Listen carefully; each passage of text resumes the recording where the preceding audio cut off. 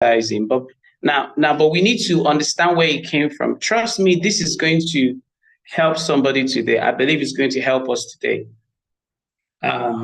If you understand where this passion or enthusiasm comes from, then it will help us to know and recalibrate our lives, when we use certain words and all of that, because words have meaning. When somebody say you're stupid, it's just a word, but it creates this thing inside of you because the words will begin to play. How can you say I'm stupid? I'm doing my best and all of that. So because of that words that went out, those words that went out, it can mess up somebody. So that's how powerful words are. So the words that we use or choose not to use can invariably affect us.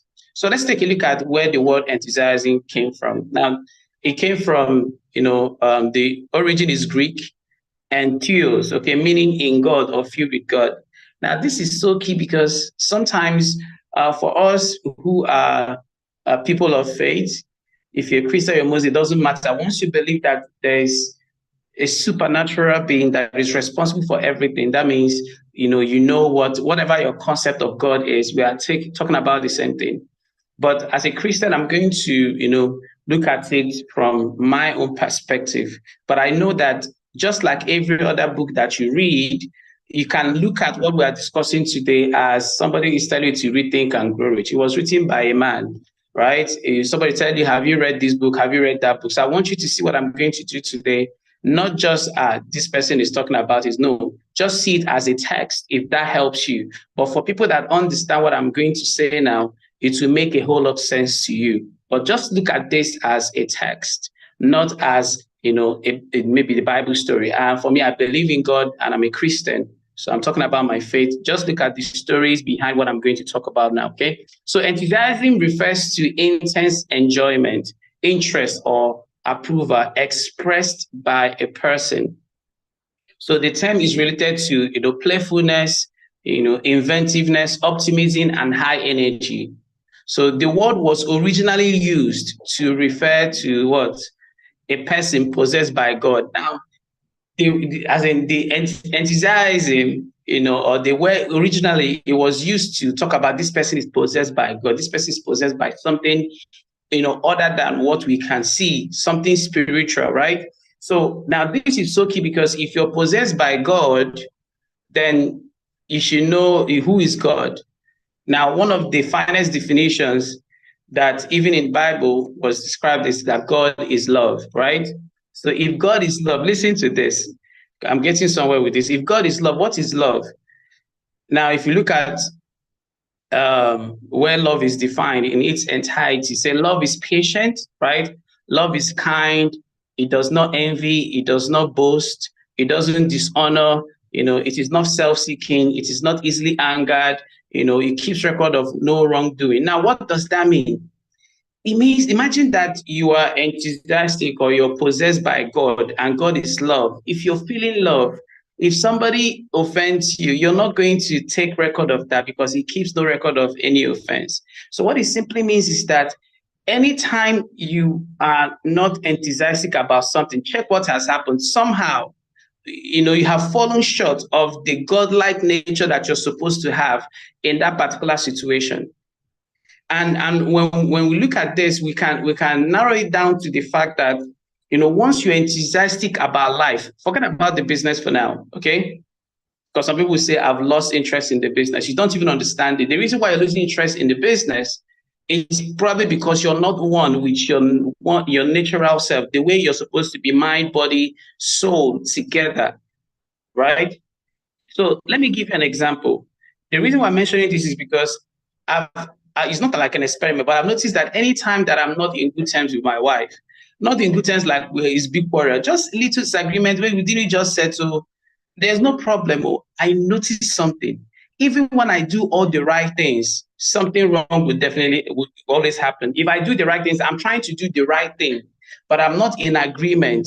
There's a little bit of, indifference, right? I noticed that even with my good intention, if I go out to do business, it will not work out. Something that is not even of my own making would just happen.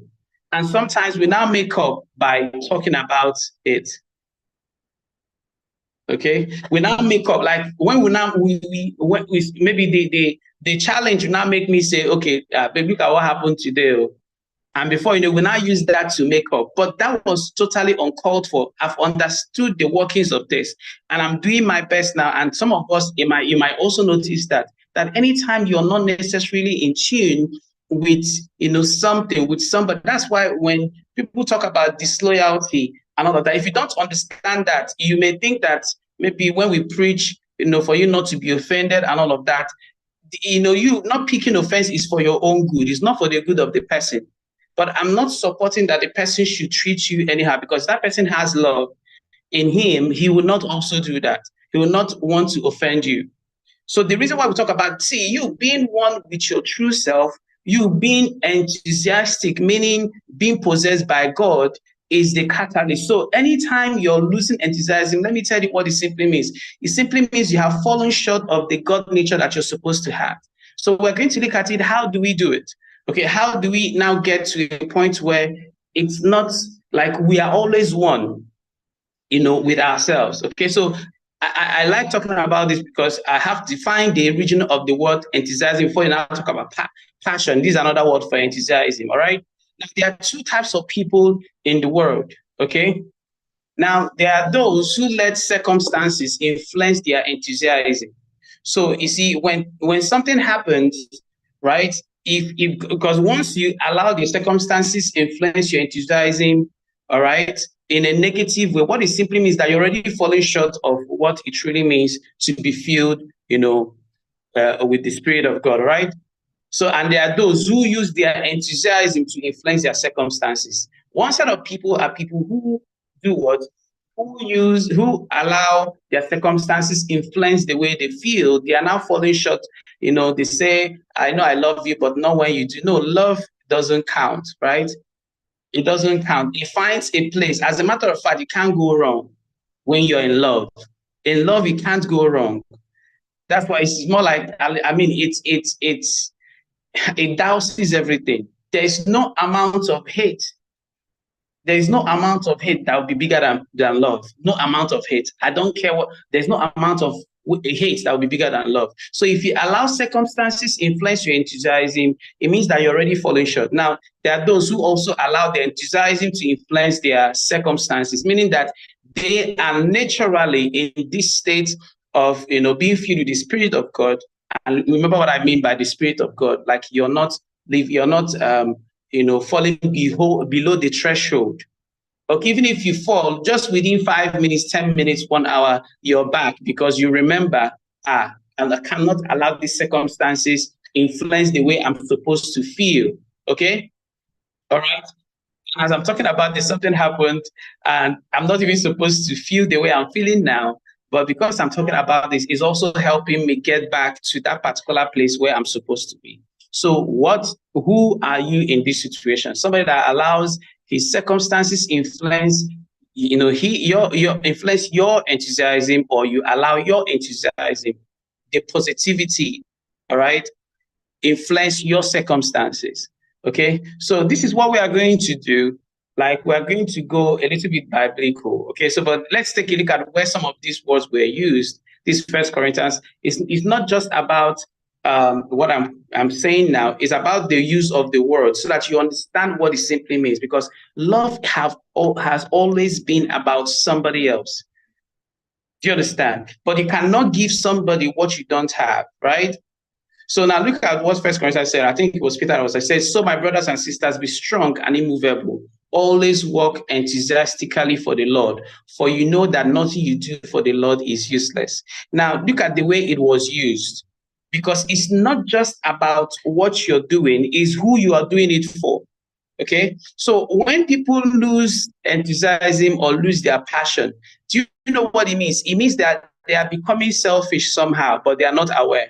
They are becoming selfish somehow. When you're losing your passion, you're losing enthusiasm, you're already tilting towards selfishness. That's exactly what it is.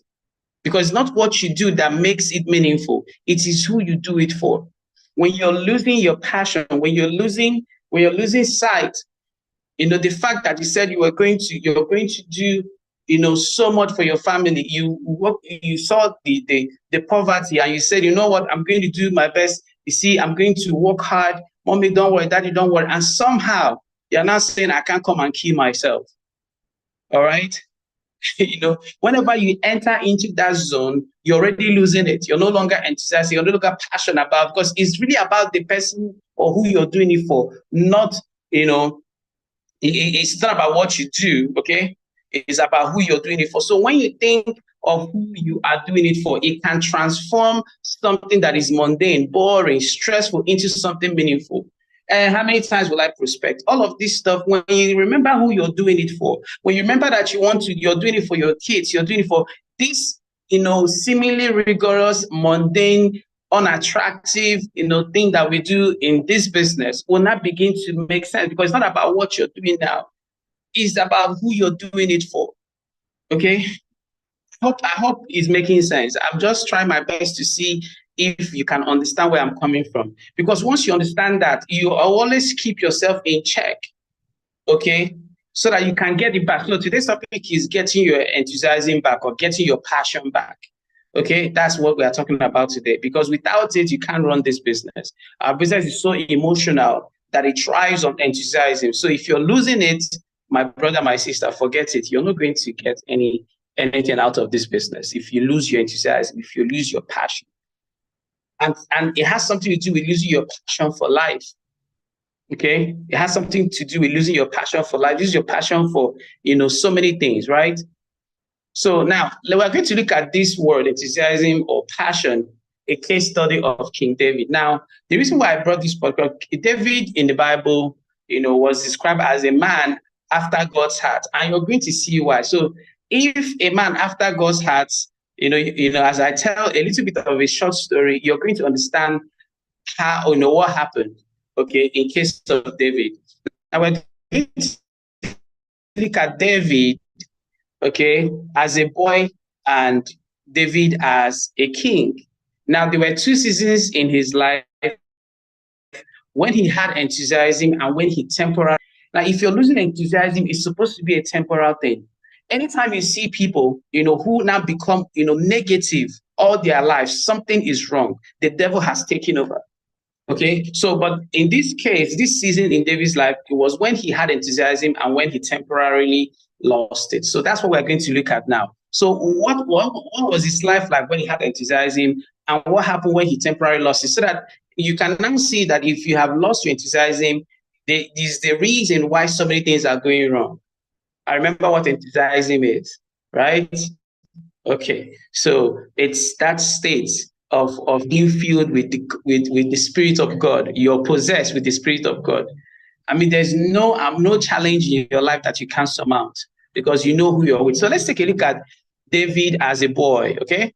Let's take a look at David as a boy. Now, David as a boy, of course, he was somebody who, had passion for God and all of that. He was always tending to the sheep. In case you don't know the story, just a little story. When, Samuel was called to anoint, the people in his household, and David was not even there, because this guy is just passionate about tending to the sheep, because he was the least of them all. And to cut a very long story short, David was anointed king, right? Now, but when he was anointed king, there was a story, the story behind it, which is, what I want to talk about right now. And this is how David acted. This is David's disposition, because he had enthusiasm. Now, when the Philistine came and was insulting, the Israelites, and the Israel was afraid and all of that. Now, look at the way David spoke when he confronted Goliath. When he saw it, say, look at this person. This person doesn't even know where I'm coming from. Do you even know who I am? All right. Do you know, like, all my life I have been, in a place where God has shown that He's God over my life. I've been able to rescue, a sheep from the mouth of a lion and stuff like that. Look at the confidence that David spoke with. This is David as a boy, right? Now, David said to the Philistine, you come against me with sword and spear and javelin, but I come against you in the name of Lord Almighty. Are you seeing that? It's about who he is doing it for. It's not about him. Have you seen it now? It's not about what he's doing. The God of the armies of Israel, right? Whom you have defied. This day the Lord will deliver you into my hands, and I will strike you down and cut off your head this very day. I'll give the carcass in this army to the birds and wild animals, and the whole world will know that there is God in Israel. It's about who he's doing it for. So he's possessed by something else. He was not acting on his own accord. It was about his mission. It was about the fact that he's just a servant. All right. See, this is David at a boy. You can see how he spoke. And even when he killed Goliath, right? Saul became jealous. The king, right, became jealous of him. And even though Saul made promises, and all of that, but he became very jealous of him. So even in the face of persecution, David as a boy was still intact. Even in the face of persecution, David as a boy still didn't lose his enthusiasm. Do you understand? David ran for his life for how many years? It took over 20-something years for him to finally become king.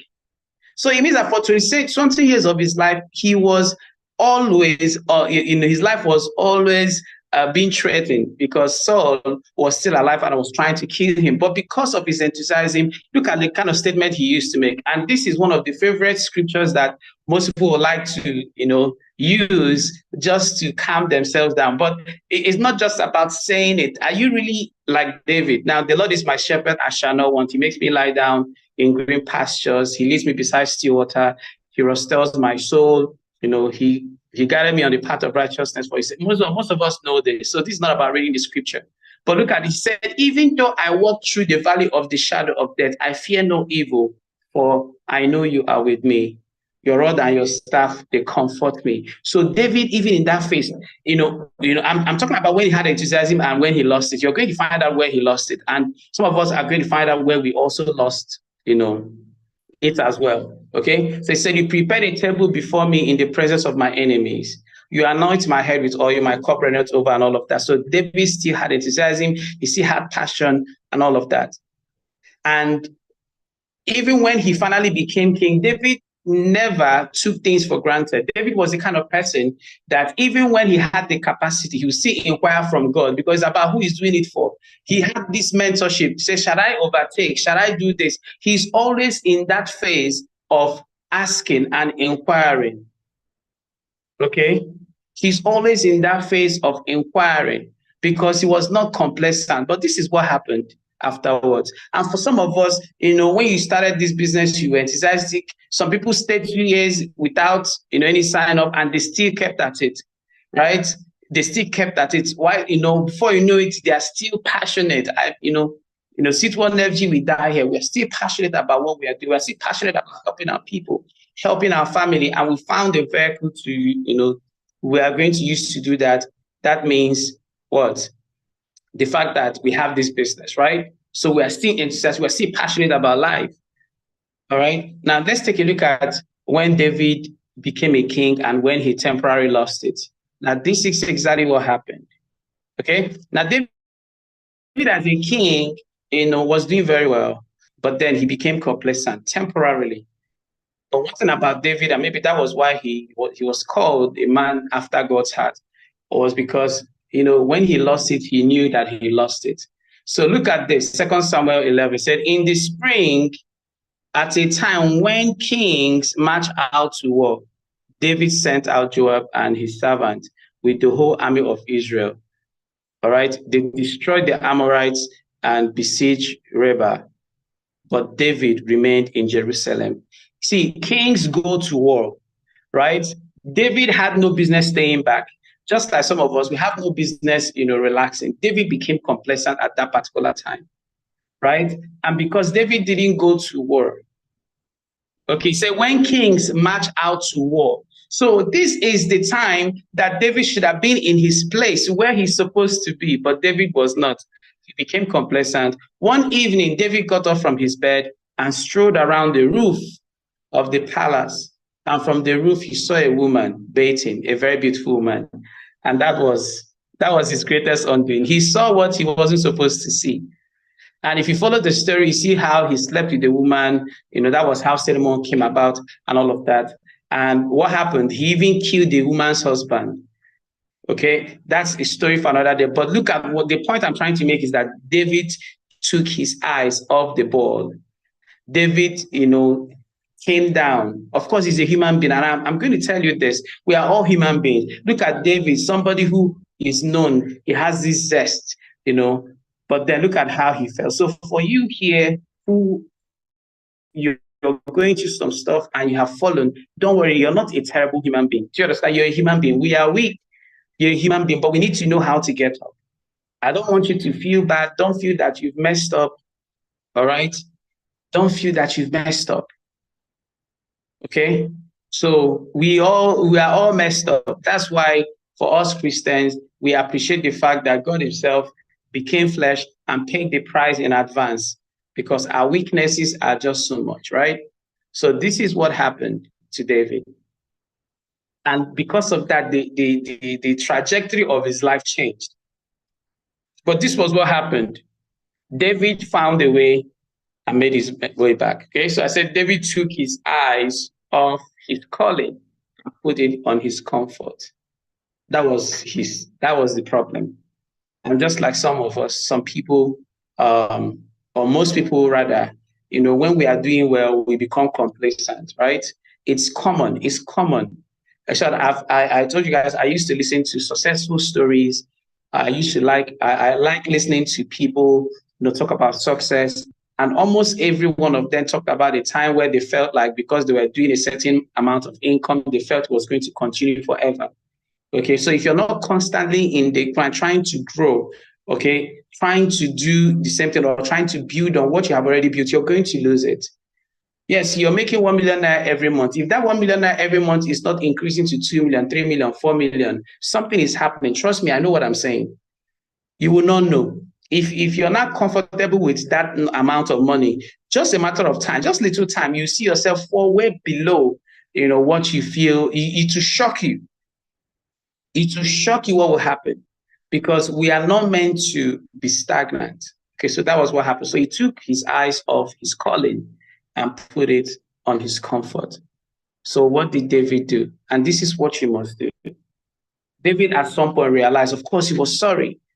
Just like the fact that by now we think that we could have gotten to a particular destination, but we want to put it on something else.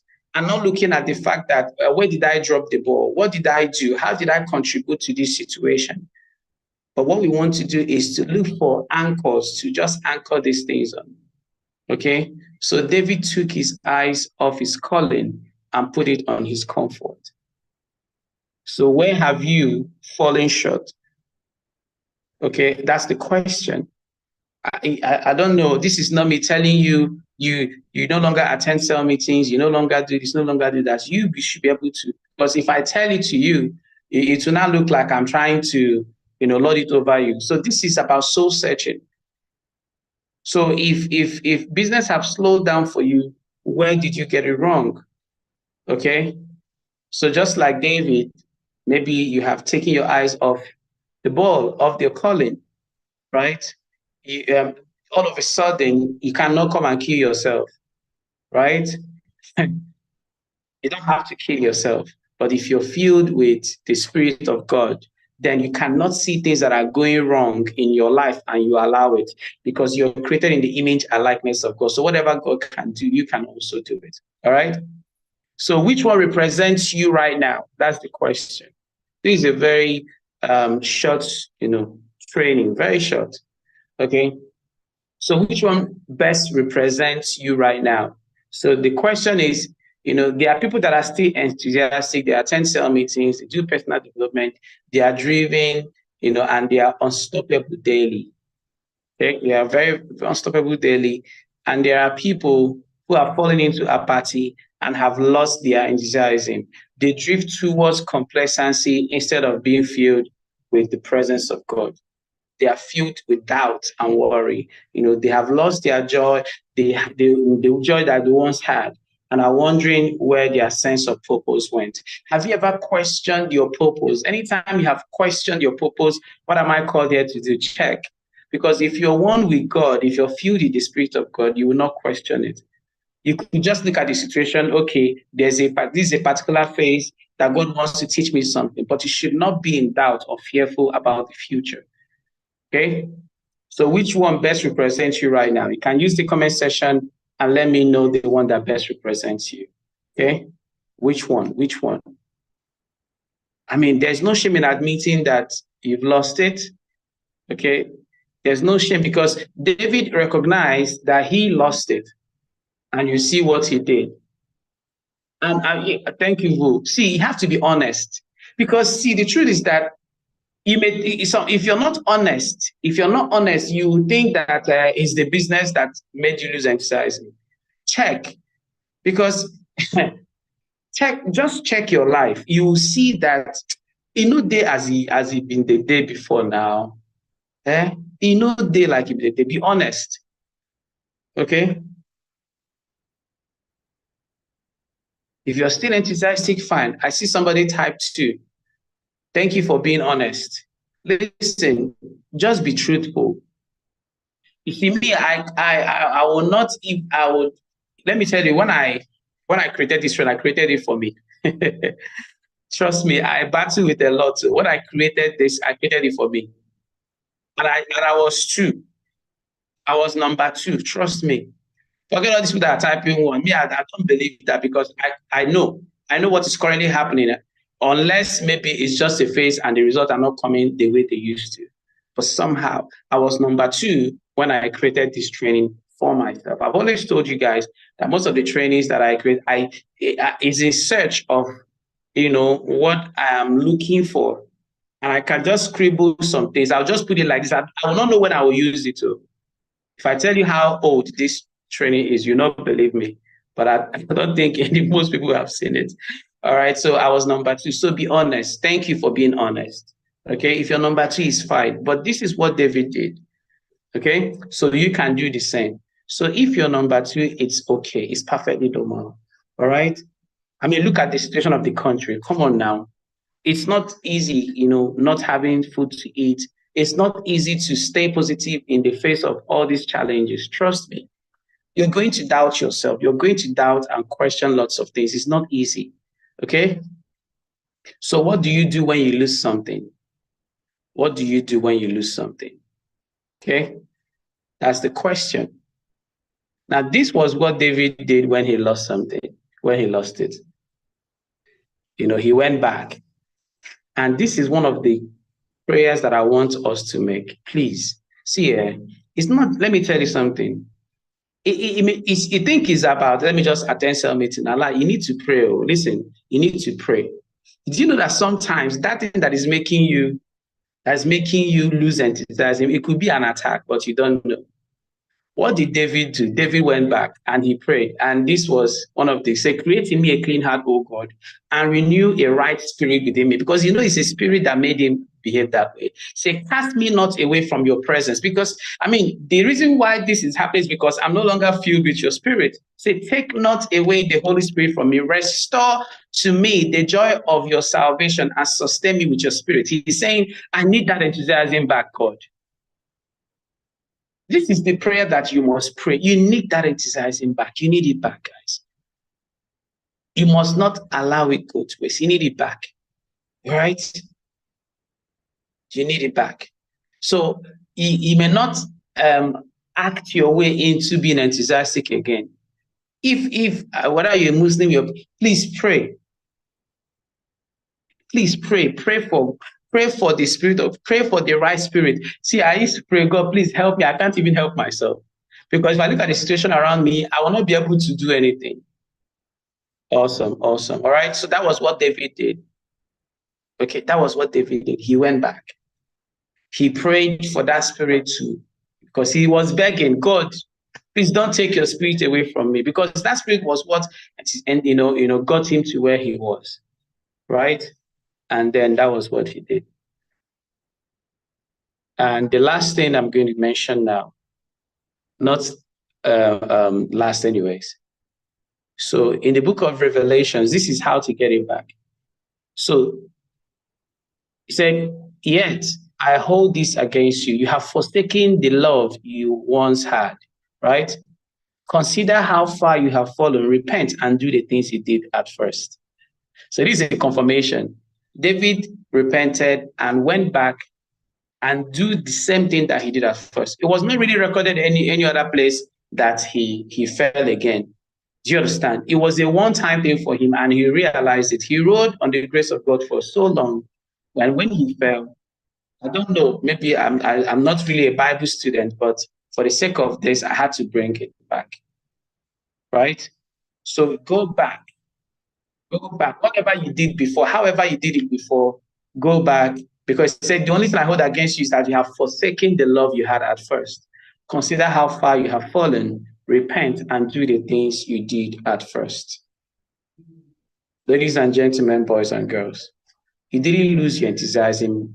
It's there, you left it. You didn't lose it, you left it. We've come to the end of the training. I hope this helps, so many people who are going through, some form of dilemma, okay? You didn't lose it, you left it. If see, let me tell you, if you're to pray, just if you're to pray for 1 week to get it back, please do, all right? It is not just emphasizing for them, it's emphasizing for life. Because let me tell you, anytime things are falling short, it's emphasizing for life. Oh. See, everything you do impacts. It impacts in almost every area of your life. So at least pray for God to give you the passion to live again. To live again. That's what you must do. Okay? I hope this would help somebody who is losing it, who have lost it, so that you can get back again. All right? Okay, so of course, remember the book of the month. The book of the month. I remember when I watched the video actually when we started. Welcome. When we started the Own Your Life campaign, that was Don Filer. Okay, and the language is you don't have to sell. That was where 600FG, coined everything. And look at how powerful, we grew. So book of the month, we're going to do a quiz on it, right? Please make sure you do that. Make sure you finish it. It's not big. It's just 48 pages or thereabout, okay? It's just 48 pages, all right? So make sure you go through it. And for, there will be awards next week, okay? There'll be award next week. So make sure you use this particular period to tidy. Make sure your leader knows what you qualified for, so that the things you did in secret, at least somebody will know that you did your best, okay? All right, so I don't know. For me, I don't believe in plenty words, honestly speaking. I just stopped doing that. If you can just get one thing, get one thing and ride on it, okay? It will help your life, okay? All right. Thank you so much. I see your comments. Thank you. Let's today find a way, get it back. You can get it back. You didn't lose it. You left it. Okay? You didn't lose it. You left it. All right. So I don't think there is any other thing that I have to say this morning. I think the word is enough for the wise. Thank you so much. And what should I even say? I don't even know. We are not used to finishing services by this time. But with the permission of Ambassador Rocky and everybody, I don't have anything to say. Remember the book of the month. Okay, we finish it. All right, then the awards, just make sure, you're recognized and all of that. That's all I want to say, okay? Thank you so much, and God bless you, and have a beautiful day. I'm done. I'm not the host. Vu, you can say something. You can wrap it up so that we just finish. And then wow, you can... Awesome. This meeting is, I feel so blessed to be in this organization, honestly. People that came late will see something that, or hear something that they didn't hear. Okay, just type something that stood out for me. For me, the first thing he said was that it's not what you do that really counts as much as who you are doing it for. It's the motivation. If you remember that this thing that you're doing it unto God, not unto yourself. You drop your pride, you drop your that. I mean, that really got me. Okay, you get your enthusiasm from the knowledge and the confidence that this thing that you're doing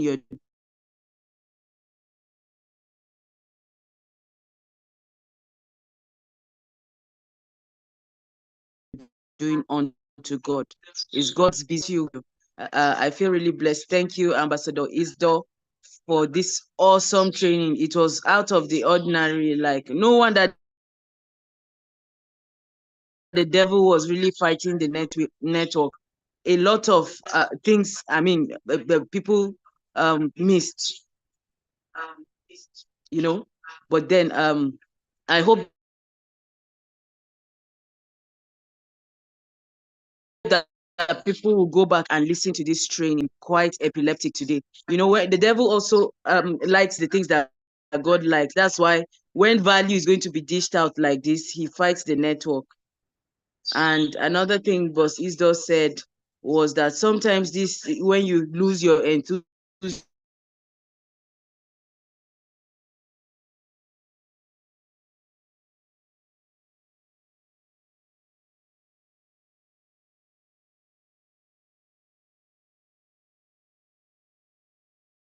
is an attack. You don't even know it's be alert at, not even hear it in the mocks, but you come to cell meeting and you get this kind of value.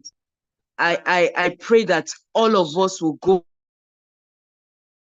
back and pray that prayer, that we'll go back to our first love. Go back